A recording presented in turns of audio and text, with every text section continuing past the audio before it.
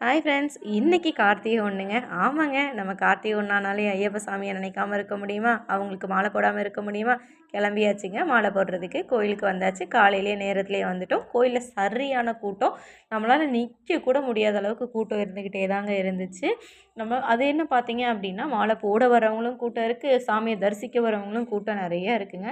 ஆனாலும் நம்ம குழந்தைய வச்சுருக்கோம் அப்படிங்கிற ஒரு ரீசனால் கொஞ்சம் சீக்கிரமாகவே நம்மளுக்கு சாமியை தரிசிக்கிறக்கும், சாமிக்கு மாலை போடுறதுக்கும் நம்மளுக்கு ஒரு சான்ஸ் கிடச்சிதுங்க. ஸோ ஐயப்ப சாமியை மனசில் நினச்சிட்டு கன்னிமூல கணபதிக்கு பக்கத்தில் நம்ம மாலையும் நம்ம போட்டுட்டோங்க. சீக்கிரமாகவே மாலையும் போட்டுட்டு அதுக்கப்புறம் பார்த்தீங்க அப்படின்னா கன்னிமூல கணபதியையும் தரிசிச்சுட்டு நம்ம அடுத்தது ஐயப்ப சாமியை தரிசிக்க போகலான்னு சொல்லிட்டு எல்லாம் ஃபேமிலியோடு கிளம்பிட்டோங்க. ஐயப்ப சாமியை நம்ம தரிசித்தாச்சு. நல்லபடியாக நம்ம சாமியையும் தரிசிச்சிட்டோங்க. நம்ம சாமியை வீடியோ எடுக்கிறதுக்கு நமக்கு அலோவ் கிடையாது. ஸோ நம்ம நல்லபடியாக தரிசிச்சுட்டு வீட்டுக்கும் கிளம்பியாச்சு. வீட்டுக்கு நம்ம ஐயப்ப சாமியை உள்ளே கொண்டு வந்தாச்சுங்க. இனி 48 நாளும் நம்ம பார்த்திங்கன்னா ஐயப்ப